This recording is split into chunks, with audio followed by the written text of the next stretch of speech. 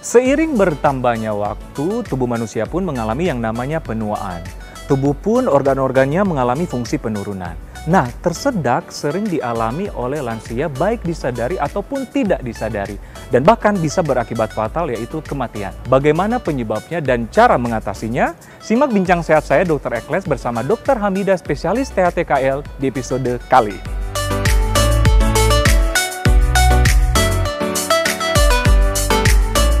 Tersedak kan sering dialami lansia, baik disadari ataupun mungkin tidak disadari. Kenapa demikian, dokter? Ya, kita harus namain persepsi dulu ya. Jadi kan lansia itu adalah orang-orang yang berusia di atas 65 tahun ke atas. Nah, jadi memang dikatakan bahwa orang-orang berusia di atas 65 tahun itu lebih beresiko 7 kali lebih besar dibandingkan orang berusia 1-4 tahun untuk tersedak.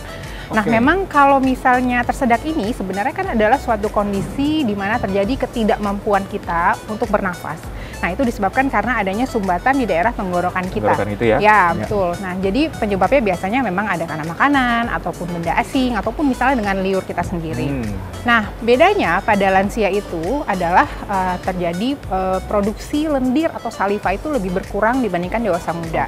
Kemudian selain itu juga penurunan massa otot, sehingga proses menelan tadi juga terganggu. Adakah penyakit tertentu yang menyebabkan tersedak ini? Selain faktor tadi ya, yang memang proses penurunan ya organ tubuh. Ya, paling banyak sebenarnya nomor satu adalah stroke ya.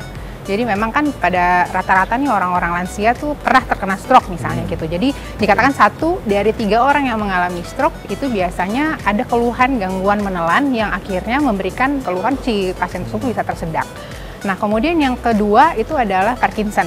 Kan seperti kita tahu Parkinson itu terjadi gangguan koordinasi ya. Jadi dia tidak bisa mengkoordinasi gerakan mulutnya atau otot-otot tenggorokannya. Udah otomatis pasti ada gangguan menelan yang mengakibatkan tersedak tadi. Ya, itu yang paling sering sih biasanya pada lansia. Tersedak ini merupakan gejala dari penyakit tertentu kan? Bisakah seperti itu?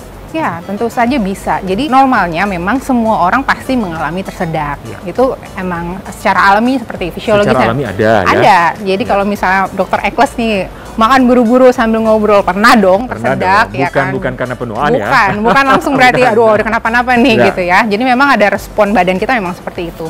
Namun kalau misalnya tersedaknya itu sering, jadi tiap makan, mau makan cair ataupun makanan padat, tersedak, nah terus-terusan pasti ada masalah nih, pasti ada gangguan, harus dicari tahu penyebabnya.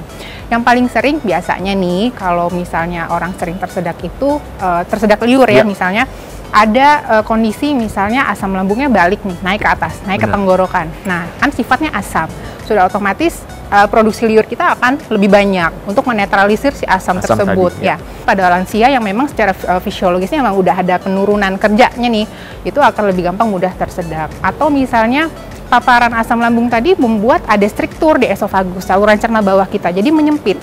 Begitu makanan masuk, balik lagi masuk ke saluran nafas, bikin lagi lah tersedak seperti itu. Nah, penyebab kedua adalah adanya lesi tumor. Bisa aja ada lesi tumor, baik itu di lokal di daerah struktur organ menelan kita ataupun misalnya di daerah kepala ya, di medula oblongata yang mengatur untuk fungsi menelan. Nah, misalnya tumor-tumor yang ada di daerah tenggorokan, di hipofaring, ada sumbatan, makanan masuk susah, akhirnya balik tersedak lagi. Atau misalnya ada benjolan di leher ya, daerah tiroid biasanya itu kan secara langsung akan menekan struktur menelan kita.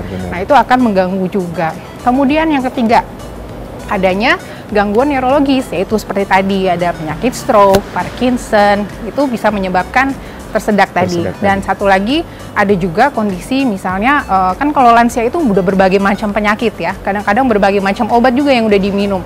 Ada obat-obat memang memberikan efek samping jadi gangguan menelan ya, jadi tersedak lagi gitu. Jadi memang kalau misalnya kita punya orang tua di rumah tersedaknya itu udah terlalu sering, itu sebaiknya dibawa ke dokter. Nanti akan dievaluasi, dicari tahu penyebabnya apa. Biasanya tuh ada penyakit yang melatar belakangi. Masyarakat mungkin ingin tahu, misalnya ada di rumah ataupun yang menyaksikan ini umur 60-an tahun ke atas.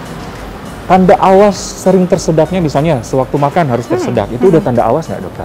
Atau berapa kali sehari gitu? Ya, biasanya gini, tergantung kadang-kadang penyakitnya ya. Ada yang dia tersedak hanya kalau minum air. Biasa itu memang kalau pada orang-orang stroke atau gangguannya ada di fase oral faring gitu. Tapi kalau misalnya dia juga ada makanan padat, dia tersedak, minum air nggak apa-apa, tapi begitu makanan padat nggak bisa, pasti tersedak. Nah itu biasanya ada di saluran esofagus.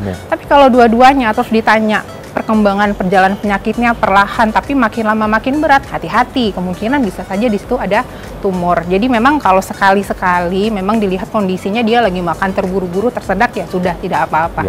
Tapi kalau nggak ada kondisi yang mencetuskan terus dia tersedak berkali-kali dan sering makin kesini makin berat, itu harus dibawa ke dokter. Ya, bukan cuma makan dan minum ya, saat berbicara juga kadang ya. Berbicara pun ya, karena liurnya tadi nggak bisa ketelan kan bisa tersedak juga. Adakah makanan atau minuman tertentu yang disarankan bagi lansia yang sering mengalami tersedak ini? Makanan yang disarankan untuk lansia yang tersedak ya. Jadi sebenarnya kalau nggak ada gangguan, secara normal sebenarnya lansia kalau tidak ada pantangan makanan apa aja boleh. Tapi kalau dia emang lebih rentan tersedak, tentu kita harus menghindari makanan yang kering. Jadi kayak biskuit, crackers, nah itu harus hati-hati.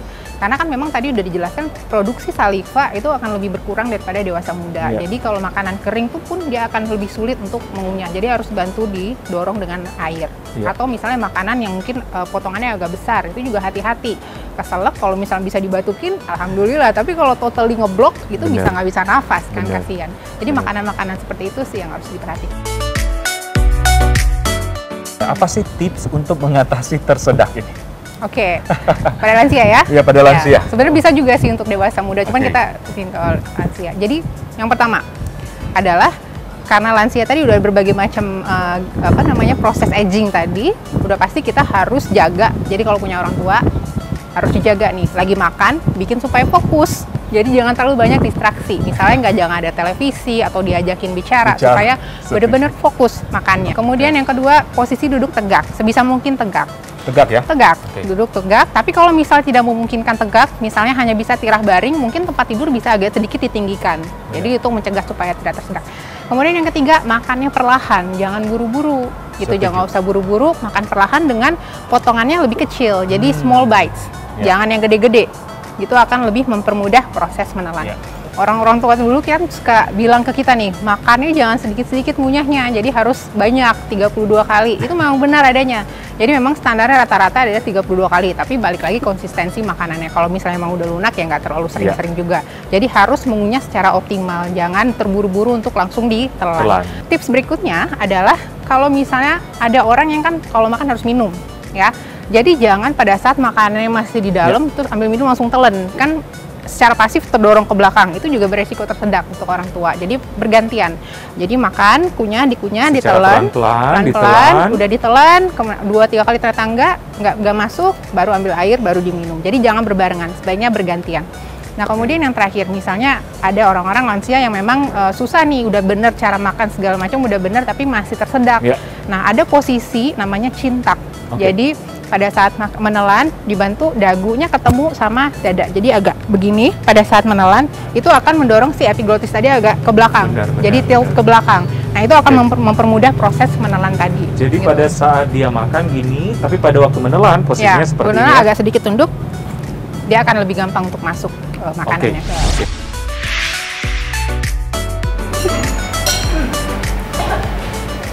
Oke dokter, bagi lansia yang sedang mengalami tersedak di rumah, bagaimana pertolongan pertama dokter?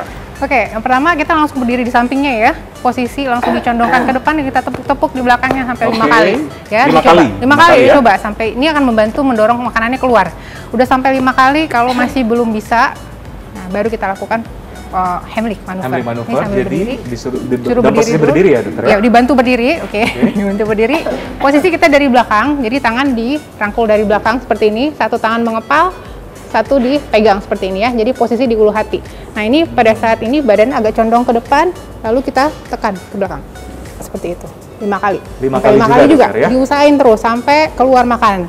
Udah 5 kali masih belum bisa, tetap diulangin lagi, tepuk lagi, badan sambil tetap condong ke depan. Tetap condong ya. Pokoknya 5 kali, pokoknya bergantian sampai berusaha yang tersumbat bisa keluar seperti itu. Sambil kita coba manuver tadi, sambil keluarga yang ada mencoba menghubungi rumah sakit yang terdekat supaya datang pertolongan. Perlu diingat, pertolongan ini sebenarnya bukan hanya untuk lansia, tapi juga berlaku untuk seluruh umur ya. Jadi anak-anak maupun orang dewasa muda bisa juga dilakukan manuver yang sama. Demikianlah bincang sehat saya Dr. Ekles bersama Dr. Hamidah Hayati Faisal, spesialis THT KL untuk Hidup Sehat Plus.